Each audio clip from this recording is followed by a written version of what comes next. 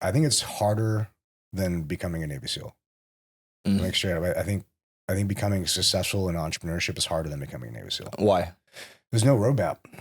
Nobody's telling you what to do. You don't know if the right answer is correct or not. You think you know, but then you make a ton of mistakes and you're always faced with your own stupidity. I think you have to have a certain sense of humility, but also you have to have a sense of ego and like drive in yourself. You have to have a decent sized ego to want to build anything of consequence, right? Yeah.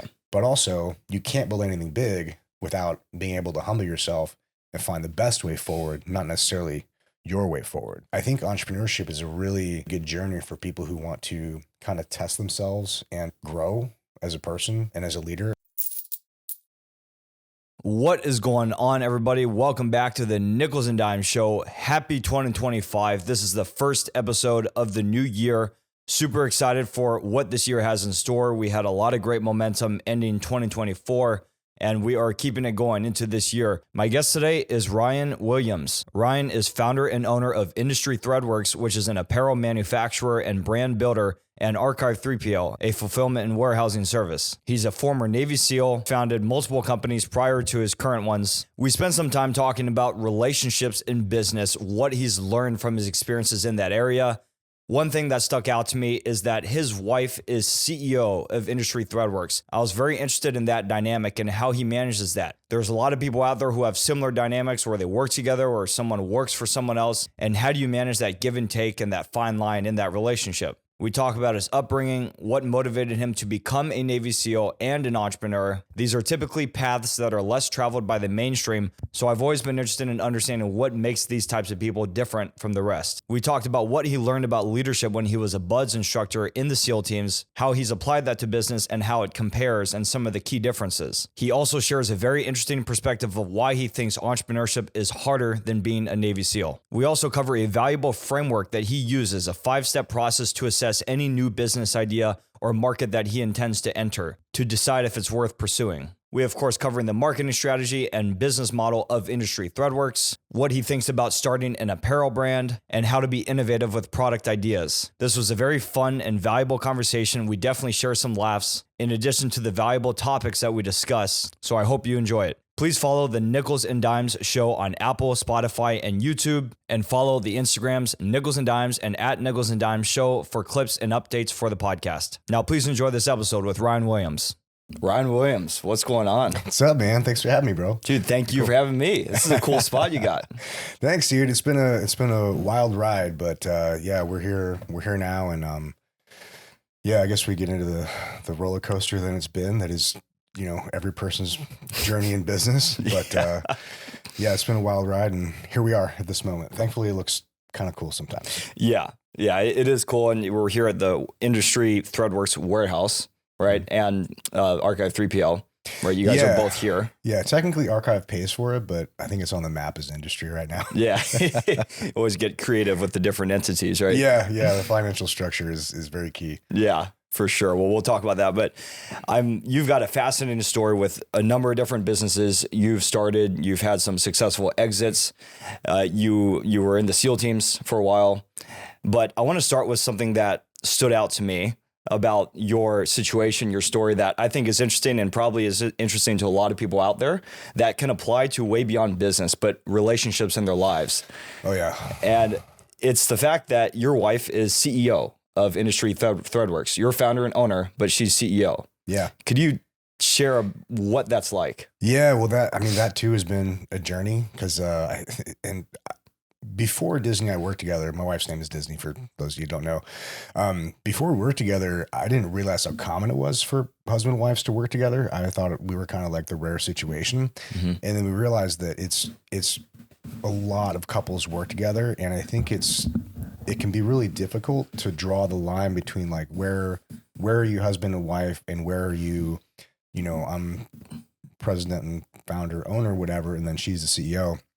And like, where do we draw a line for our roles and responsibilities? Like, where can I execute my authority on things and where does that stop? And what things do I allow her execute authority on and where does that stop? So it's been a journey, dude. And the funny thing is too, a lot of lone entrepreneurs, like, dude, the way I look at marriage now is it's the most important business partnership you'll ever make in your life. Like, when I first started industry, I sold a couple apparel brands and I sold my kettlebell company, and that wasn't a ton of money, but it gave me enough money where I could take a little break and figure out like, okay, what do I want to do?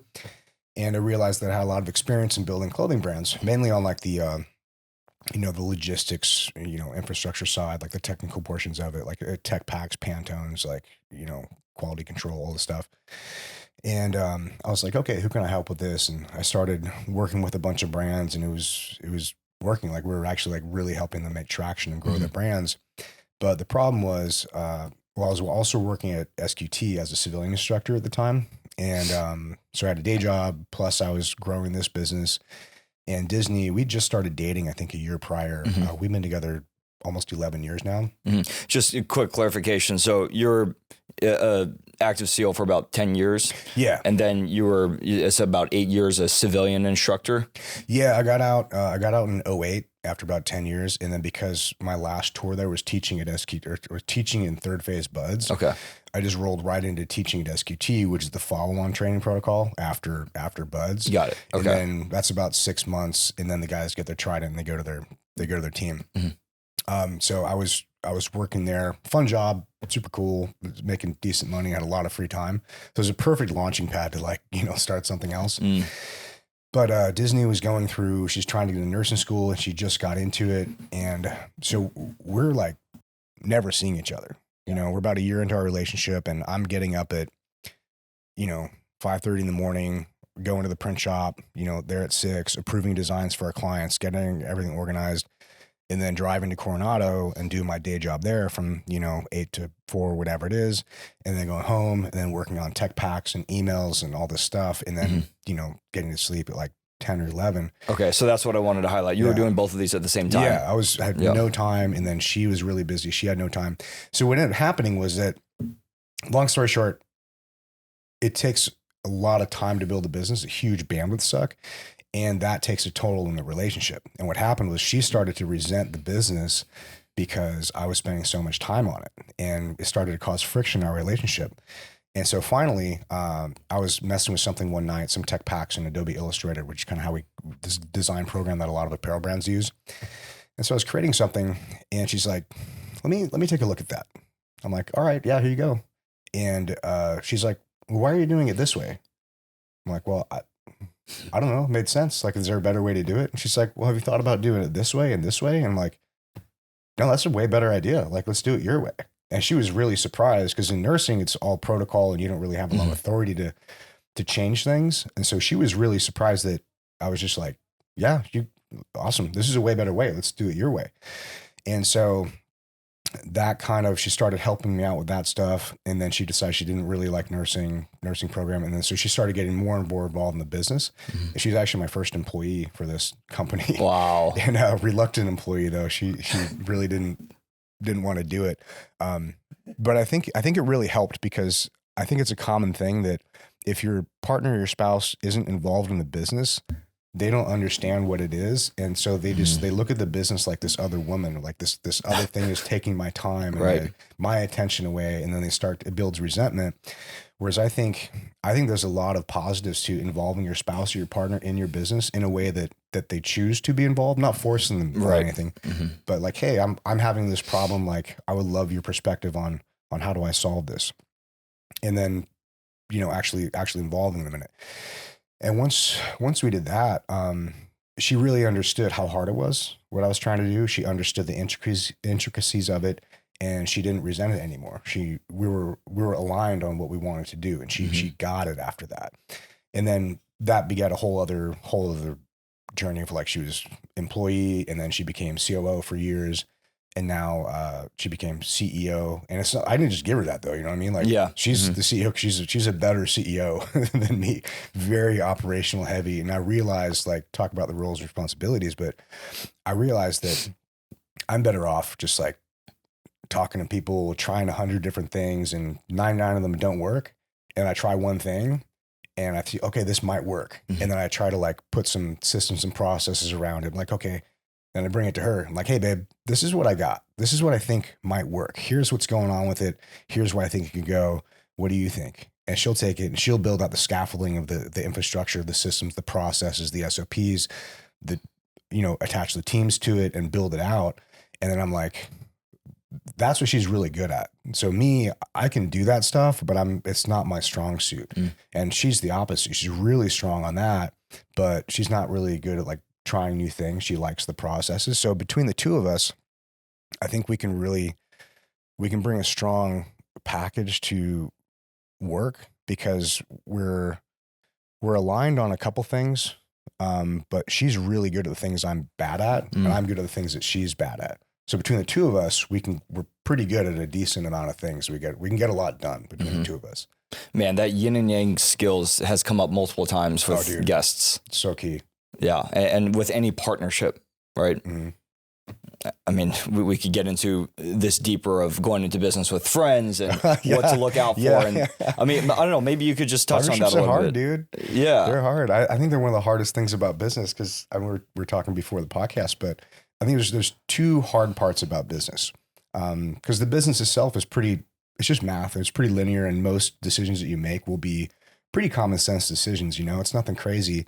But the two parts that I've really struggled with are the human part of it, because people make decisions that make no sense, and the finance part of it, because what you read in a book and how a business should operate is not necessarily how things operate, because the people who are actually doing it don't talk publicly about the strategies they use because they don't want it known publicly. So the only way you learn about all these financial tools and the options and stuff is literally by talking to somebody, usually in person, in your like in-person network, about how they're doing it and who they're using for it. And then you're like, okay, and then you can see the light. And once it's explained to you, you kind of see how it functions, but it's not an intuitive part of business at all. Like regular business is pretty intuitive, makes sense. Financial structures and why things are valued the way they are, man, it makes no sense unless somebody explains it to you. And then it still is kind of weird, but you're like, okay, I get it. But man, the people portion of it, I'm still confounded by that, man. Like I've tried to make partnerships and I've honestly, I've fucked it up every single time. Now I know why I messed it up before. And so hopefully the next partnership that I make will like not go that way. But the mistakes that I made the primary mistake that I made was that I thought everyone else viewed the world the same way I did, because I'm very logic driven. And I thought, well, this is the way I think. And these are the reasons that I think it. And it's just math and logic. So it would make sense that everyone else is going to view the same thing the way I do. Right. But man, when you come to people, it's so wild how vastly different two different people can view the same thing. So I used to make deals where I would make them a deal where what I thought was a good deal from their perspective that I would take. I'm like, if somebody came to me with this deal, I'm like, well, that's a good deal. I'm going to take it. And they always blew up. And I couldn't ever figure out why. And I read this book by Chris Voss called Never Split the Difference. Yep. I've read it. Really good book. And it really opened my eyes up to the fact that like how different some people can view the same object, the same situation. And so now I approach things from like, I know what I want out of the relationship and the situation, but I approach it like, hey, what do you want out of this? You know what I mean? Like how can we get you what you want? And we approach it from there first. And then I'm like, okay, once I know what they want, I can talk with them and be like, okay, awesome. I can get you everything you need. Yep. Here's what I'm looking for out of it. How do we create a win-win? How do we get alignment where like, I can get you what you want and I can get what I want out of it. And then we're both like happy with the situation. And I found that's going to be the way I approach it now. And man, it's so much easier. It's so much easier.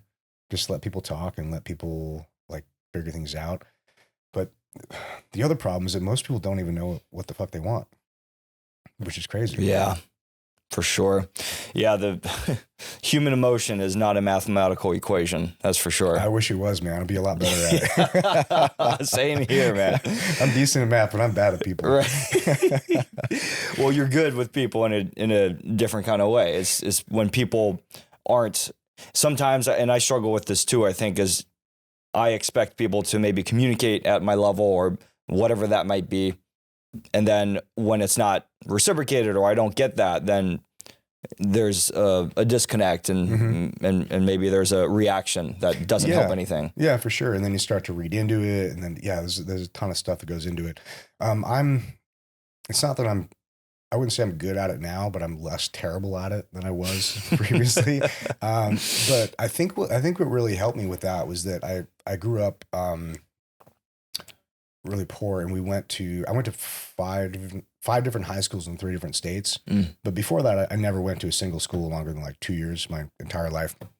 And I hated it growing up because I never had like friends longer than a year or two. But looking back as an adult now, it's one of the best things that ever happened to me because I got the chance to reinvent myself every year. I was never stuck in, oh, Ryan's a dork, or Ryan's this, or Ryan's that. It was always like, okay, well, here's how I was perceived at this last school. I didn't like that. I want to be cool. I want to be liked. I want to be popular. I want to be funny. And so I was very robotic. I didn't understand humor or irony or anything about being funny, about human emotions, really. So I had to learn, but it was through that process of I analyzed why people were funny. Like, what is humor? Is it the content of what they're saying? Is it the context of how they're saying it? Is it the timing of it? Is it the facial features of it? Is the movement of their hand? What is it that makes this humorous to people and finds it? What do they find funny about it? And so I had to like literally reverse engineer how to be funny. And there was a lot of very awkward crash and burn moments where I was like, well, turns out that's not funny. Turns out that's inappropriate. I shouldn't do or say that. Like, oh God. Been there before. Yeah, right. I'm still there, man. But through that process, I figured out like, okay, I generally understand humor now, like from a mathematical perspective, it is a mix of all those things: content, context, timing, delivery, all the things. But I didn't come to that naturally. I had to literally build it into myself because my normal like mentality is more like way more robotic, So I had to intentionally build that in. Where do you think you got that from? Was it because you jumped around a lot and kind of had to start from scratch in a way with building social rapport? Or was it something that you were raised with from your family? No, definitely. Well, both my parents are pretty smart. And they're very like logical and logic driven. So I think that's kind of like how I'm just kind of wired, right? But that definitely didn't help with the social situations growing up. So I don't know why it happened, but I do think that like, man, I was just tired of not being cool, bro. Like, it's fun to be cool. Your life is way funner if you're cool, but cool is different. You know what I mean? Yeah. So like, I'm still a big dork, and I love data and I love nerding out on stuff, but I'm like a jock dork, but I'm not a jock. I played badminton in high school, bro. Oh, like, really? Oh yeah. But the junior varsity team, I couldn't even make varsity badminton. Bro. I didn't know they have that as a team. Yeah. Well, one of the high schools I went to did. Yeah, I don't know. I'm a mix of a lot of things, but I think all of us are. I think all of us are a mix of a lot of things. But if you choose intentionally to focus on certain aspects, you can really make progress in changing certain parts about yourself. Whether you don't like this or you don't like that. A lot of people are just like, I'm fine the way I am. Like, are you? Are you fine the way you are? That seems pretty defeatist attitude. Like, yeah, if you really are comfortable with the way you are, then fine, no problem. But you don't have to be.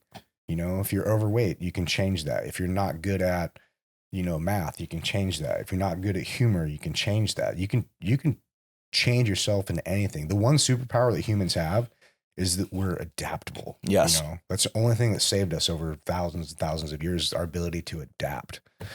And yeah, I learned that from growing up. It was like, dude, I don't like being uncool.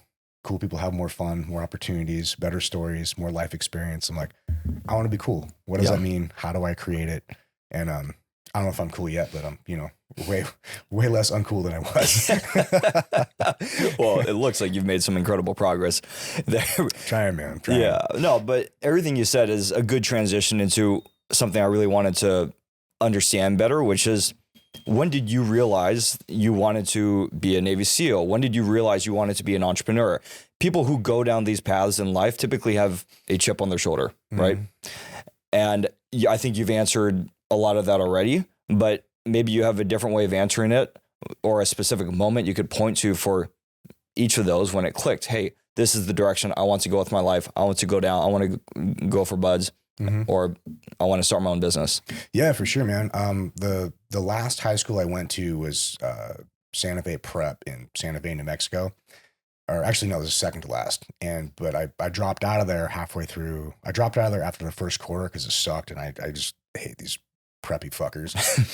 And so I went to the public high school there, but because I transferred around so much during my high schools in the different states that my credits didn't transfer, and they're like, "Well, hey, you're gonna have to redo your first half of your senior year over again because none of your credits are transferring." Well, I'm like, why the fuck would I do that? I'm just going to drop out. Like, fuck you guys. Yeah. So I dropped out halfway through my senior year, but I remember going to the principal's office or whoever tries to talk you out of it.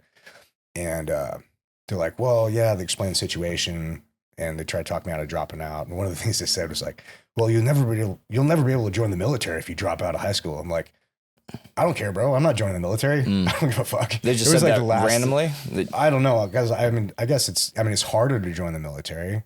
But I just got my GED like a month later. I'm like, dude, fuck you guys. I don't care. But I've always, I don't know if you call it chip on your shoulder, but I've always done my own thing. I even remember when I was like, man, I must have been 7 or 8. It was like one of these little grade school things. And the teacher was telling us to do something in school that I was like, dude, this is not going to help me in my life. And I was just like, I'm just not going to do it. And I put my feet up on the table. And I'm like, I'm just not going to do it. And she's like, why aren't you doing this? And I explained it to her. She's like, you're either really smart or really retarded. I still don't know which is, maybe both, dude. But then instead of getting in trouble, they sent me to the gifted school or the gifted program. I'm like, okay, whatever. Familiar. I guess I can spell my name right. So I'm in a gifted program now. So that was interesting. But yeah, I never wanted to join the military. It was the last thing on my mind. I grew up with my mom. My dad wasn't around until I was, like 15 or so. So I grew up with my mom, and she's super hippie. So I was like, I don't know. I guess this is how you live life or how you view things. And so military is not on my radar at all. So I went to Havasu for a year. I went to Mammoth for a year first to just be a snowboard bum, and worked at Chair 13 for a year. A lot of fun, no progress. Just like really, I don't know, just stagnation, Yep. Then I went to Havasu for a year. I was going to try to get on the pro circuit for freestyle, stand-up freestyle jet skiing. Oh, wow. Obviously didn't happen. This is like the 90s though, so it's like, it's a lot easier. The shit they're doing now is way crazy.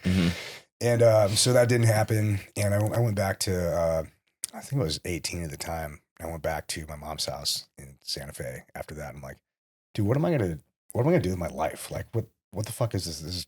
I'm being a nobody. I'm doing nothing. I'm just kind of floating. Like, what am I going to do? I need to do something hard. So I Googled it, and like, this is 1996, I think. I'm like, what's the hardest thing you can do? And in 1996, it basically popped up 2 things. It's like, you can either climb Mount Everest or become a Navy SEAL. I was like, okay, well, I don't have 50 grand to climb Mount Everest, so I guess I'll go try to be a Navy SEAL. Because it made sense to me that like, if you're going to try to do hard shit, the volume of work that you have to do, it makes sense to start at the very hardest thing and then work your way down. So if I didn't become that, maybe I'll do like, I don't know, Green Berets or pararescue or whatever, fireman. I don't know, wherever that falls on the scale, right? But because the volume of work to work from the top down is way less than if you work up from like up to that and then become more and more and more things, like way more work. So I was like, okay, I'll just start at the top and see if I make it, and train my ass off. Got real lucky, and yeah, ended up making it through. But it was not something that I thought of. But the reason I did it was that I was kind of lost, and I didn't know who I was, where I fit in the world. And the more I learned about the Navy SEALs, the more I respected them. And I wanted to respect myself that much. So that was really what it was. It's like, I want to become this person that I respect. And how do I do that? And read all the books and just got excited about it. And, ended up getting lucky making it through. But it was not something I thought of as a kid. I wasn't like, I want to be a Navy SEAL since I'm 7. That would have been a cooler story. I was just kind of like, it was before 9/11 too. So it wasn't like any patriotic thing. It was just like very selfish. Like, I want to find out who I am as a man, as a person, and where I fit in the world. This seems like a really interesting way to do it. Like, let's do it. And, thankfully it worked out. Entrepreneurship, honestly, I was just tired of being poor, living paycheck to paycheck. And I was so tired of being in the military for 10 years. I was so tired of being told what to do by people who were fucking dumb. Like, oh my God, it's so frustrating. And SEAL teams are cool. Like there's, I think a much higher percentage of smart people there than like, maybe the regular military, but they're still fucking idiots, dude.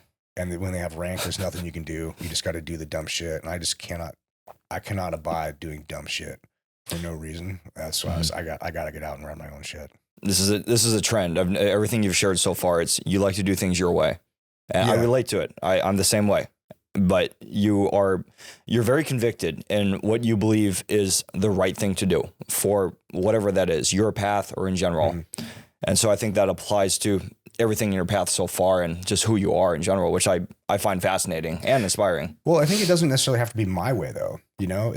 I like to do things that make sense than the logical. Yes, the right way. Your understanding of what the right way is. Yeah, but if my way turns out not to be the right way or the most efficient way, I'm the first one to throw it in the trash and be like, okay, your way's better. Like, let's do it. Let's do it your way. You know what I mean? And I think you have to be that way in entrepreneurship because like, there's different levels of entrepreneurship, right? There's self-employed where like maybe you have an ice cream truck or something like that. We're like, okay, yeah, you have an ice cream truck, you're self-employed, but it's not really entrepreneurship because like you don't have, like you're not dealing with the same things that somebody's dealing with like, a dozen employees or commercial leases and fleets of stuff. And it's just a different problem set. And I think entrepreneurship is, dude, honestly, I think it's harder than becoming a Navy SEAL. Make sure. I think becoming successful in entrepreneurship is harder than becoming a Navy SEAL. Why? There's no roadmap. Nobody's telling you what to do. You don't know if the right answer is correct or not. You think but then you make a ton of mistakes and you're always faced with your own stupidity every time you look back and you make a mistake. Like, God, because the answer is always so obvious looking back. Like, why did I think that was going to work? Why did I do this? And it's very frustrating. I think you have to have a certain sense of humility, but also you have to have a sense of ego and like drive in yourself. You have to have both those things in order, because you have to have a decent sized ego to want to build anything of consequence, right? Yeah. But also you can't build anything big without being able to humble yourself and find the best way forward, not necessarily your way forward.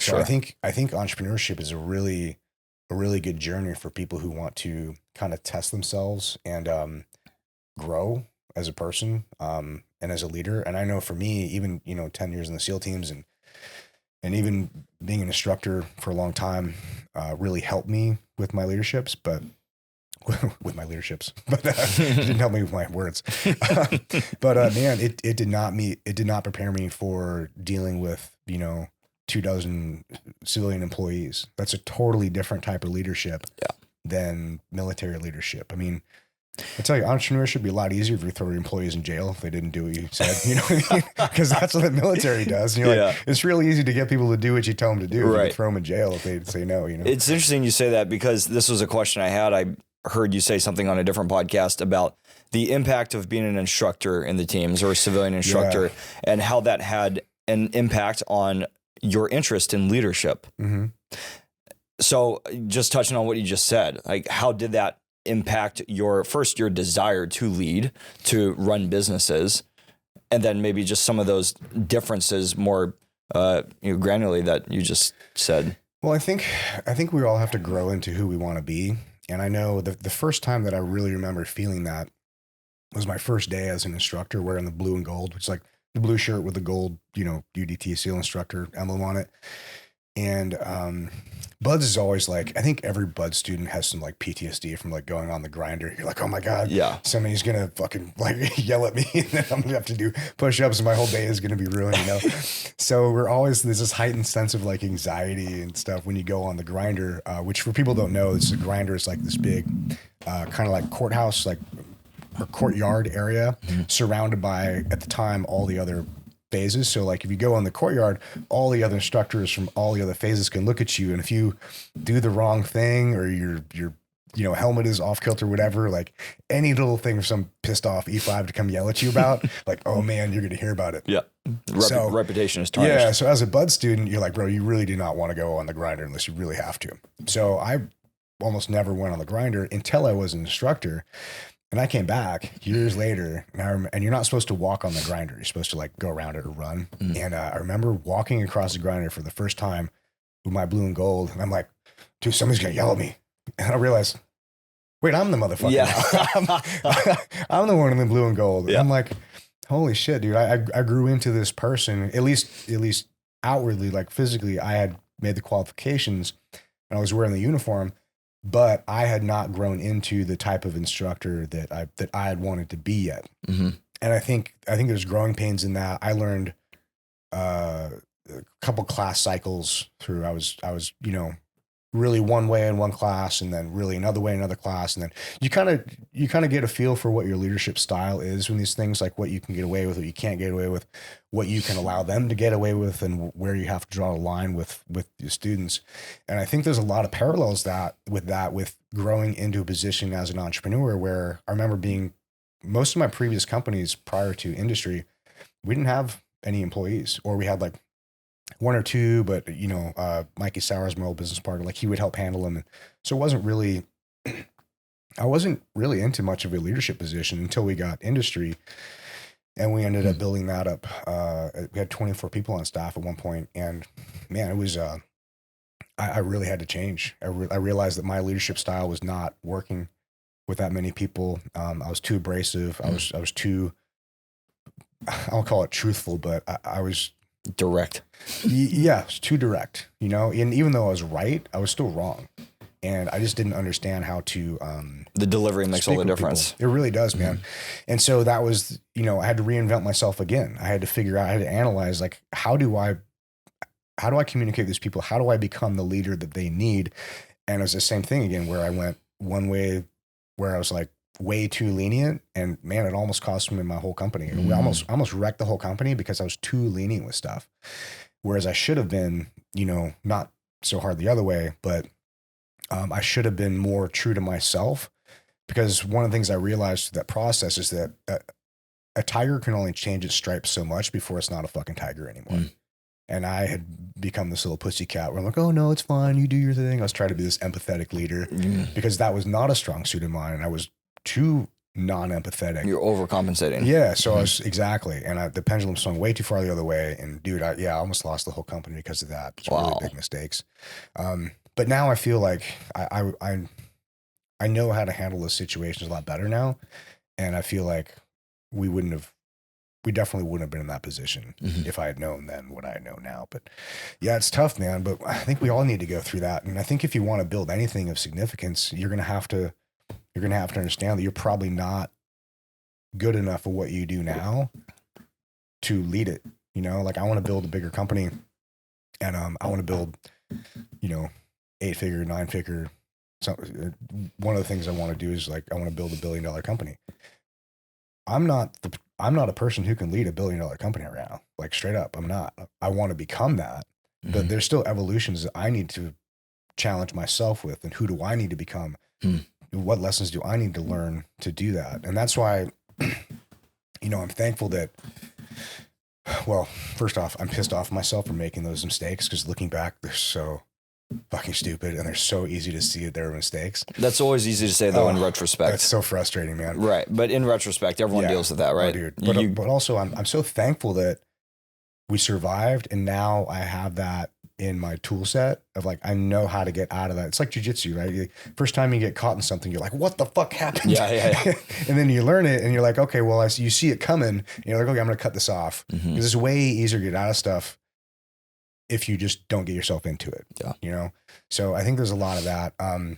But it's a constant evolution, man. I'm constantly trying to evolve. And I think if anybody wants to build a business, I think they're going to have to realize that they're going to have to build themselves too, to become a part of that. And I think that's just part of the game, but I like it.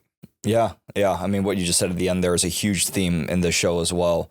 Building yourself in order to be successful as a business person, as a leader, they always go together. It's very difficult to turn the switch on and off. Some might say you can't. No, I guess I mean, unless you're like a publicly held company with a board or something, a business is a reflection of its owner. Yes. You know, that's kind of how the way things are, because a business is a reflection of your decisions and how you run things and your culture.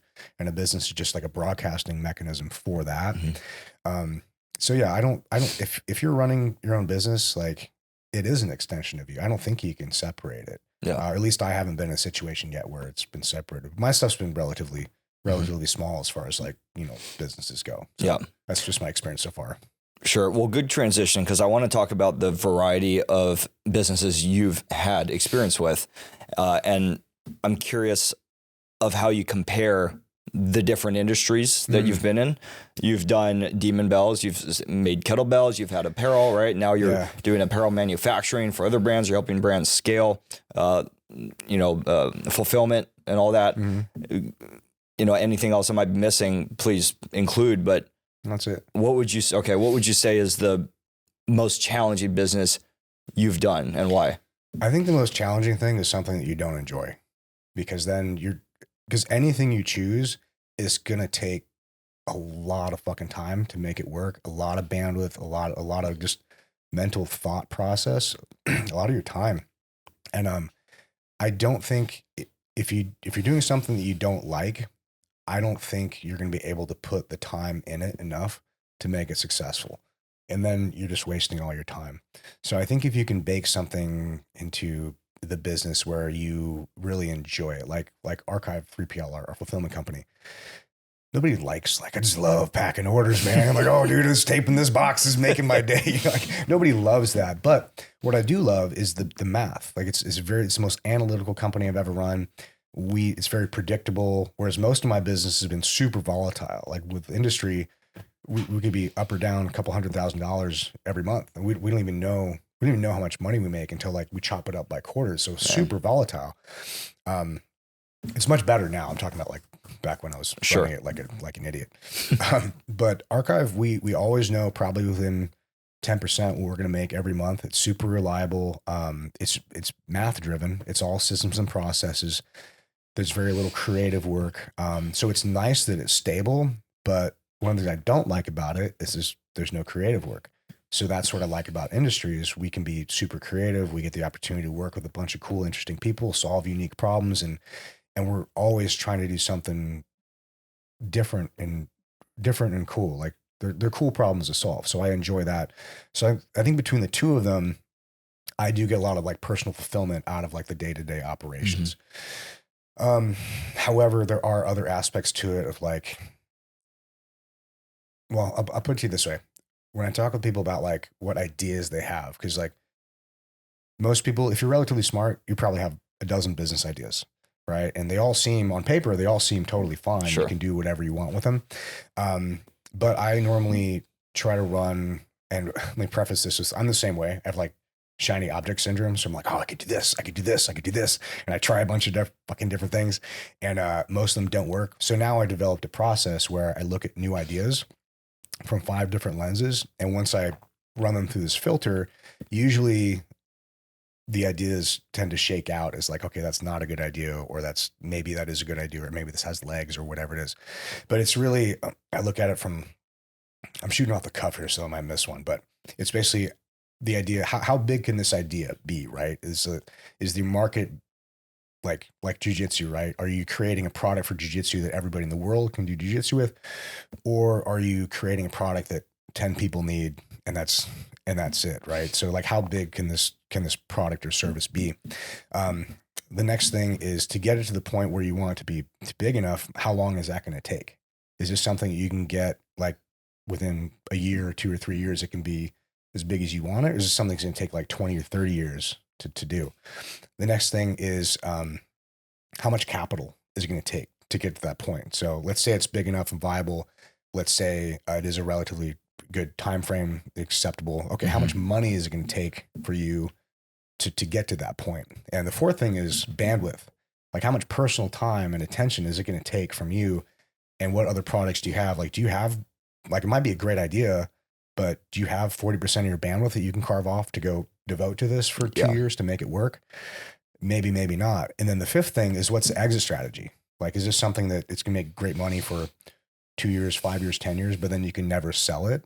Like, okay. And that may not be a, detrimental thing, but it's just something to think about. Like, a lot of coaches fall into that situation. Right. They make great money, but you can never sell that business. They only have limited time, and it's themselves is the business. Yeah. And then you got product versus service-based business and all that stuff. But I find just applying those 5 filters, like, really helps me narrow down what I want to spend my time on. It's been very useful. That's awesome. I love that. Yeah, that's a really cool framework that you applied. Did you start applying that when you first became an entrepreneur, or did you learn that after a few rounds?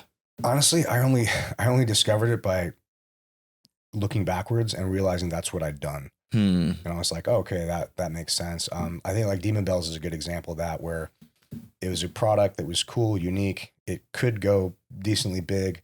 I didn't have the money to do it at the time, but I gambled on it and put it all on credit cards. And that's kind of a funny story, but yeah, I took a like $60,000 gamble when I was like at no money. I was $20,000 in debt and gambled on it. Like, I think this idea will work. And thankfully it paid off. And it met all those criteria. And then I ended up selling it and it worked out. I should have sold it to On It, but I sold it to some other fucking jackass who immediately wrote it into the ground. It's very, very frustrating. But yeah, who you sell your business to matters. And there's a lot that goes into like selling a company, which I didn't realize that at the time either. Yeah, that's one thing I think a lot of entrepreneurs might overlook, is they get distracted by the price tag, but it's still your baby and you want it to you want to grow. See it fly and grow. Yeah, man. It was very frustrating. I offered to buy it back from him. He's like, no, I got this. I'm like, man, it doesn't look like you got this. Yeah, but it is what it is. But also that business was very difficult because very, very low margins. And you're shipping like a really difficult product because it's really heavy. They're 35 to 72 pounds, and you got to package them appropriately and ship them across the country. Really problematic. And also the margins are terrible. Like, our best-selling bell sold for $125. But is that this one behind you? No, this is one of the bigger ones. Okay. Yeah, we sold for $125, but it cost me $85. And I had to have inventory. So like, if I want to make $40, I had to spend $85. And that was before that's just cost of goods. That's before marketing. That's before shipping, like fulfillment, any other cost. So we barely made any money with it. Yeah, dude, that's something that even I'm overlooking as you're talking about it. And it's ringing a bell because one of my recent guests, Juan Lehab, who is the owner of the On It gym in Austin, one of the original On It guys with Aubrey, he called that out specifically when he was working in the warehouse, early days of On It, how heavy it was to move these kettlebells around. And then you think about the shipping costs, that just adds more cost because of how heavy it is. Yeah. Well, thankfully this one's just a resin cast. So sure. It's not that heavy. But yeah, man, that's this was cool, 72 pounds, and they're beautiful and they're super fun and cool. Like, they got a lot of traction. Dave Castro really helped us out too. Shout out to Dave. He really helped us out, get it into the CrossFit Games and oh, cool. They were used in the CrossFit Games. Yeah, in the final, like we picture like Rich Froning using one in the final games. It was pretty cool. Yeah. But also that was a lesson learned too. I thought, like, man, we're in the finals, covered on ESPN. They had a zoom up on ESPN, like live, and it was a zoom up of our bell, like front and center. That's cool. I'm like, bro, I'm making $1 million, I thought for sure. I was like, dude, that's it. I was jumping up and down. I was like, dude, Dave, yes, thank you. And I think we sold we sold a good amount that day for us. I think it was like $15,000 we sold that day. And I think we sold like 5 or 10 the next day. And then it just went back down to normal. And I was like, oh shit. There's no like magic button. There's no like magic thing that happens. Like, you have to constantly grind and keep pushing. Like, there's no one Instagram influencer post like, oh, I got it on this person. Now I'm going to make $1 million. Now you're just at a new level. Yeah. It's a new thing and nothing lasts, man. You got to, especially the marketing, dude, you got to keep pushing it. You got to keep evolving. You got to keep moving. Because people's attention spans are short and there's so much other interesting stuff to look at. Yeah. So I learned a lot from that business. I'm glad I did it, but I think, man, if I was to do businesses again, I don't think, exercise equipment and what I would do. Sure. Man, I want to talk about industry Threadworks a little bit and just, pick it apart as far as your business strategy, what's worked and how it works. So you founded Industry Threadworks in 2014, right? About 10 years? I think we were 15. 15? Yeah, actually, I think our first order was late 2014. Yeah. Okay. About 10 years. And, there's a couple of, I guess, businesses that I've taken away from looking into it. Obviously you have your shirt right here, right? You've got your own apparel this is, I assume, more of a marketing strategy for the actual business itself, which is to do this service and help these companies that have brands scale after they've gotten some momentum. That's kind of the stage you're looking for. Yeah. And to be honest, like the retail side of our business is probably like less than 1% of our revenue. Sure. Okay. Like we don't really sell that much. Yeah. It's just a chance for me to be creative and do cool stuff. And then to highlight things to potential clients, be like, hey, we can do some really cool stuff. Like here it is.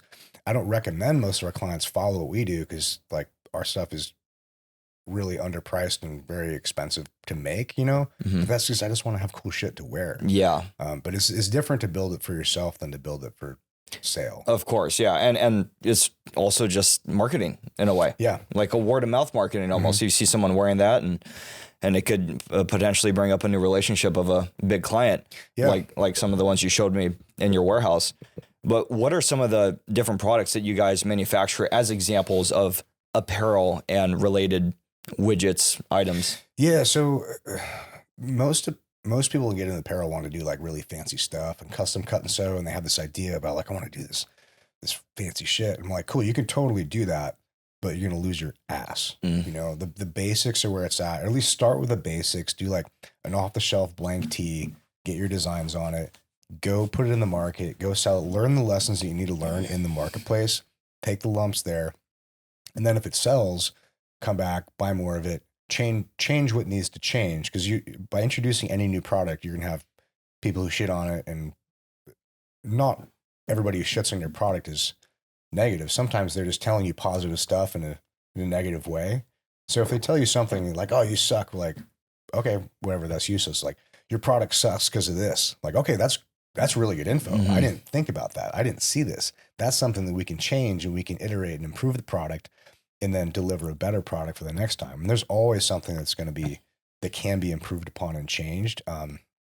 So I think if you just release something, try it out, change it, release it, try it out, change it. It's just a constant evolution, like adapting and releasing something into the market and changing it. But it's starting the basics, I think, is the way to go. People get overwhelmed with all these cool ideas, and you can do that. You better have a lot of money behind you to actually like bring it all to market and then make it profitable. Because like a modern apparel brand at volume should be like cost of goods like 25%, and then overhead might be like 25%. It's like employees, rent, whatever, consumables, and then marketing, advertising like 25%, and then profit 25%. But a new apparel brand when you're starting out, because cost of goods is so dependent on volume. If you're not doing high volume, your cost of goods might be 50%. Yep. And if your marketing is 25%, your overhead is 25%, you got no fucking profit. It's real easy to look at a 75% margin and think, okay, I've got a lot of profit in here, until you look at all the other expenses and realize, man, it gets chopped up real quick. And the marketing budgets, each one of those percentages I named could vary by 10% either way too. Especially when you're first starting out. It's so expensive to start a new clothing brand right now. It's so expensive. I actually don't recommend that people do it. There's way easier ways to make money than starting a clothing brand.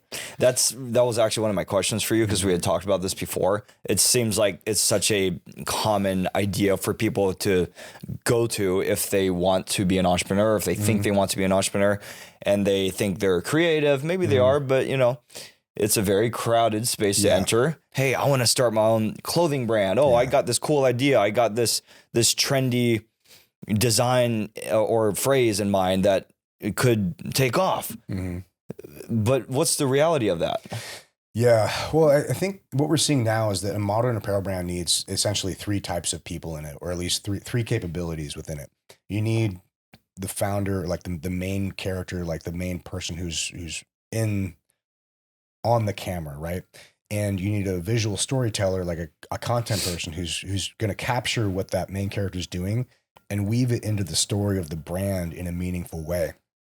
And then you need an operations person who's able to do all the things on the back end to make everything function. You really need those three personalities. So if you just have one of them, like if you just have a creative person, never going to work. Never, ever, ever going to work unless you hire some other people who are strong in those other areas. But the problem is, a new brand, they're not profitable, so you have no money to hire anybody. Yeah. So then you bring them on as founders, and that causes issues because it's usually your first business and you don't know what to do. And then you're stepping on each other's toes and pissing each other off. I know that because that's exactly what I did with Mikey. Love Mikey, but yeah, we definitely stepped on each other's toes and pissed each other off. The other thing is too, that the atmosphere for that is completely changing all the time. So when Mikey and I started Forge Clothing back in 2007, it was way easier. It was way harder to start, but way easier to scale. Now it's the opposite. It's way easier to start, but way harder to scale. And the reason is because back in 2007, like Shopify was just barely getting off the ground. Like it was not easy to start at all. It took us a lot of time and energy and effort and money to get it going. But once we got it going, it was pretty easy to scale because there weren't a whole lot of other companies around. Now it's the opposite. Yeah. You could have a clothing line ready to go in 20 to 30 minutes, like everything ready to go in 30 minutes. And that's why everybody has them. Yeah. But the problem is everybody has them. So it's so hard to break out, like get escape velocity from all the chaff and get noticed because there's so many like apparel brands. Yep. So it's kind of how like, the whole thing has been flipped upside down. But it's tough right now. If somebody wants to start an apparel brand now, I would say if you're really passionate about it and you really enjoy it and something that you really want to put your heart and soul and creativity into, then yeah, it can work. But you're going to have to acknowledge the things you're not good at. Like maybe you're a really good artist or maybe you're really creative. You're going to have to find somebody who's good at the logistics, the infrastructure, you know, paying your employees, like making sure your taxes are paid, making sure you have a business license, like all this stuff. And also too, in a modern apparel brand, I think you need somebody probably in-house who's going to be able to capture that and tell the story of the brand in a visual way. Because that's what it's mandatory now. Right. It wasn't mandatory before because even if we had all the content, you couldn't deploy it. There was no Instagram to put it on. There was no TikTok to put it on. Like maybe Facebook at the time, but it wasn't, or no, Facebook had barely started. It was like MySpace at the time. Yeah. So it's completely different now.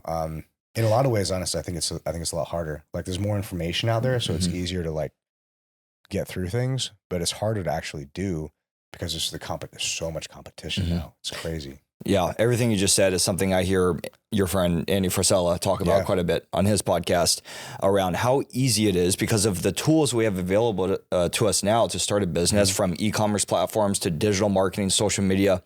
You can get it going just like that. Yeah. But the trade-off is there are so many more people doing it. Yeah. And it is so hard to stand out and differentiate right off the bat. Whereas like when you entered, the timing made all the difference. Much harder to start. You had to figure a lot of that stuff out. But you were able to get going because of your timing in a way, right? You're kind of more of a pioneer, so to say. Yeah, we were compared to today. Yeah, definitely. Yeah, it's hard to a lot of very few new things these days. You know, that aren't hyper tech related. But I was looking at a new idea that we're toying with expanding into now. It'd be a whole separate business, whole separate product. But I ran the same idea through these 5 filters, and I'm like, okay, this could work. But through that process of kind of expanding out, okay, what would we do with this? How would it look? I realized that the types of businesses that I enjoy are ones that offer a really differentiated product. Like when we started this, we were the first ones on the market to do kettlebells with faces on them. I mean, now there's quite a few, but at the time we were the first. So we got a lot of traction in that. So we didn't have to spend a lot of money. I don't think I spent hardly anything on marketing or advertising because it's such a unique product. It spoke for itself. Yeah, people will just share it already because it was unique. It was innovative. It's really hard to be innovative about apparel. I mean, you're not going to reinvent the t-shirt, you know? So it's tough. So you have to sell that on a different value proposition. You know, it's like, this is cool, this is creative, this fits your life, you know, whatever that happens to be. But that's a much different type of business to run than I have this better mousetrap. Right. totally different. And the thing that we're getting into, that we might be getting into next, we're still doing a patent search for it. But it's going to be a whole new product, like you remember, how old are you? 32. Okay. So you might not remember this. I'm 47, but do you remember when luggage didn't have wheels on it? Maybe, sort of. Yeah. But back in the day, I remember being a teenager, like cruising around, like luggage didn't have wheels on it. There was a time, like now, it's like, why the hell would you even buy something that didn't have wheels on it? But at the time, that was just it. Luggage just didn't have wheels, and somebody put luggage on wheels, and now that's somebody invented that, So that's an example of like, you don't have to market that. You don't have to put advertising dollars behind that. You're like, bro, I put wheels on luggage. Yeah. Like, why the fuck would you do it? Why would you buy anything else? Yeah, it's like the Velcro idea, right? Yeah, it just works. So I find that businesses like that, I enjoy, because I'm better at coming up with creative and innovative stuff than I am at marketing or advertising. So I find for me, coming up with unique things is better suited to my mind and the way I work than coming up with a better pitch or a better hook or a better, video cut that makes it look cool. Like, I'm just not as interested in that stuff. I'm more interested in like creating different things. Right. Well, that speaks to the visionary you have, because that's a very unique skill to be able to come up with something that just is that unique, to be able to sell itself in a way like the different businesses you had. Well, but I think we all have that, we all have some idea, like, why hasn't somebody invented a U-turn signal, or, how many people thought about rollerblades before somebody actually invented rollerblades? Like, so many people are like, oh, I thought of that. Like, but did you do anything about it? Right. Like, no. And there's so many things like that. I would bet that everybody has at least one truly unique idea, and they're just like, oh, whatever, somebody else will do it. That's actually how I came up with this. I didn't think about this company with like, oh, I want to go create it. I wanted to go buy one. Yeah. I was like, oh, we're into kettlebells. We're doing CrossFit. I want to go buy a kettlebell with a skull on it. I'm like, wait, nobody makes one? I could probably make one. Yeah. I wonder what that takes. And that got me started on it. But I just acted on the idea. I'm sure there's thousands of people that, man, it would be really cool to have a skull on a kettlebell. They just didn't do it. Yeah. But the action is what it is. And I think a lot of new entrepreneurs get so hung up on NDAs and stuff too. Like, I got an NDA before I tell you my idea. I'm like, bro, you could tell me you invented sliced bread. I'm like, I don't have the fucking time to do anything you tell me. I don't have the fucking time to do it. And anybody who's busy, they're not gonna steal your idea, man. I give away so many ideas and so much shit that I'm like, because I'm not gonna do it. I'm like, you go do all this stuff. So I think, NDAs are useful. Like, we do NDAs sometimes. We have a new app that we're developing for like the data analysis calculator that we did for like the purchase order programming and sales trajectory and stuff. So it's an app that basically encapsulates our calculations, and it's going to be useful. So we have an NDA with our buddy Jade, who's doing the app, creating the app on there. But that's like pretty normal. But I gave him the whole idea before we even talked about it, because he knows and I know that, like, dude, I could give him everything and he's not going to do anything about it because he's got his own ideas. He's got his own project. He doesn't have the bandwidth to take my idea and steal it. Like. And he's a good friend, so I'm sure he's not going to do that. Yeah, well, picking the right people with that information, huge. Yeah.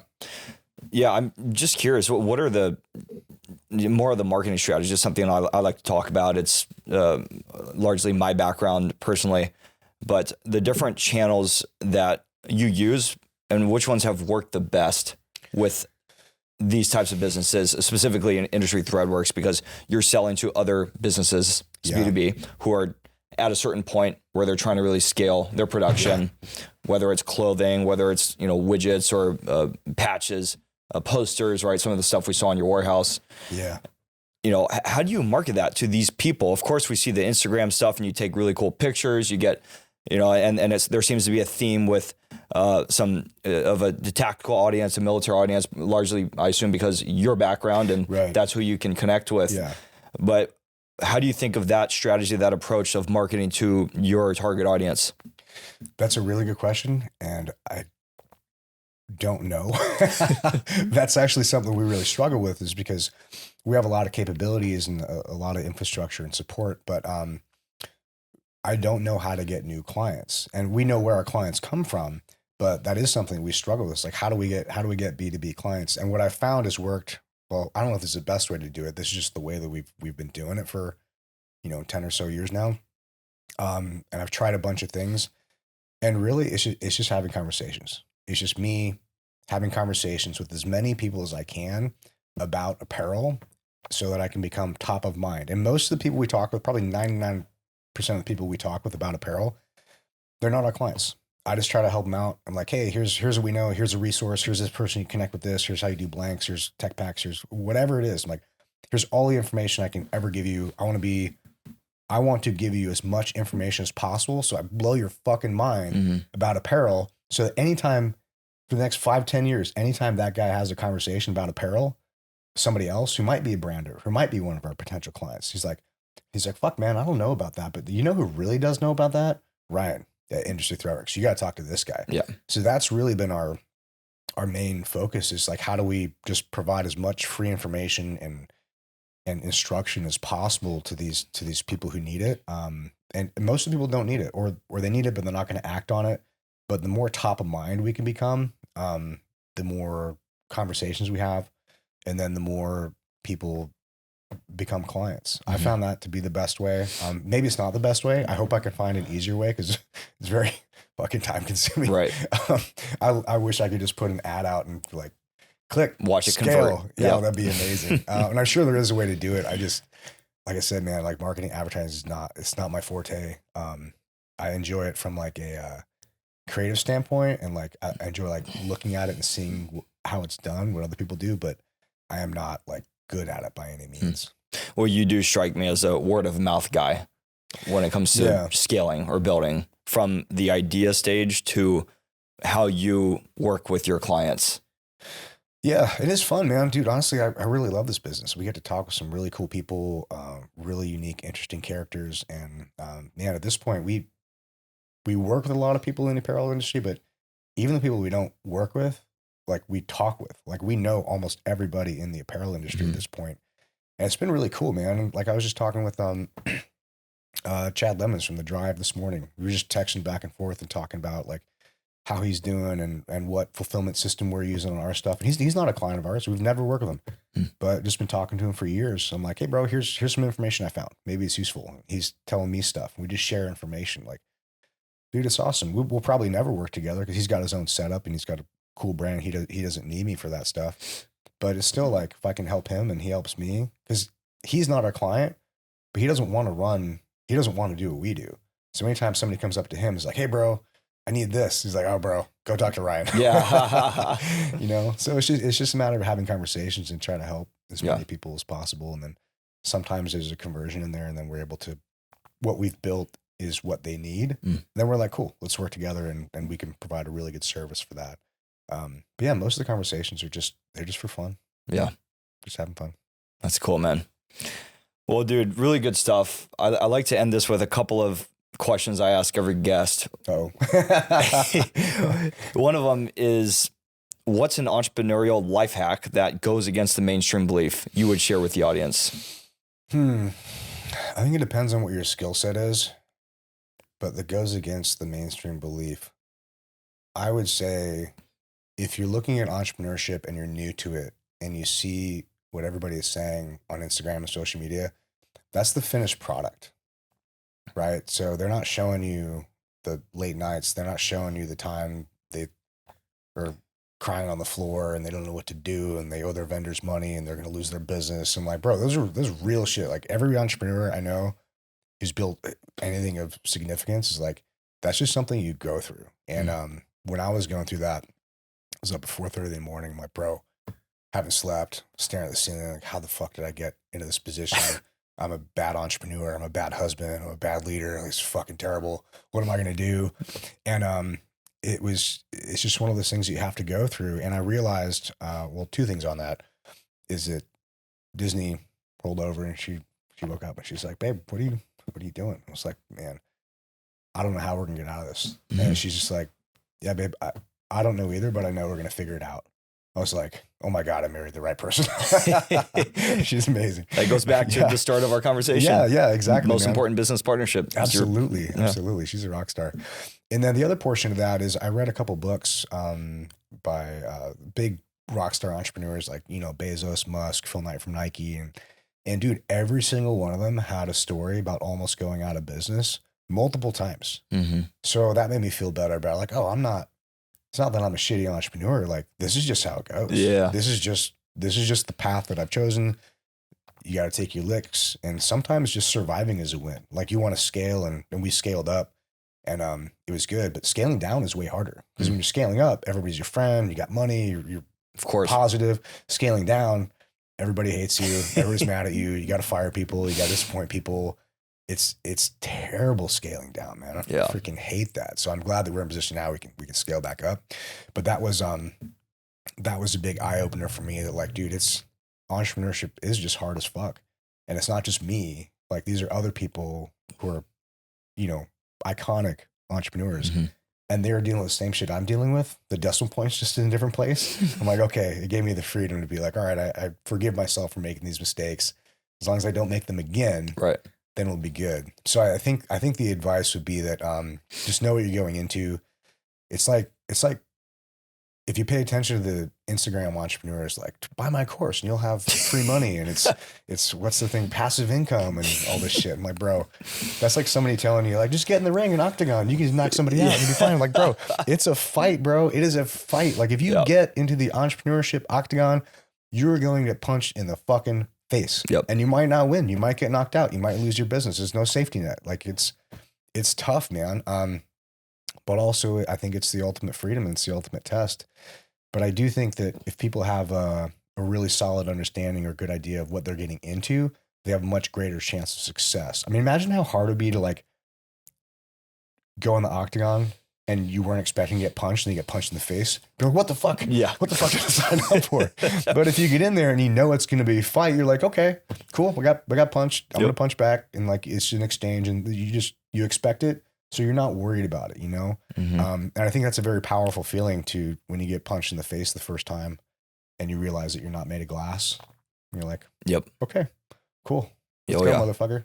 Mm-hmm. I remember thinking that exact thing the first time I got punched in the face. Yeah, same. Yeah. Figuratively and literally. When I couldn't recognize my face in the mirror, I remember. Oh, that's good, man. That's where I got the scar on my nose from, dude. I got one right here, too. Oh, there we go. Yeah. It was the same guy.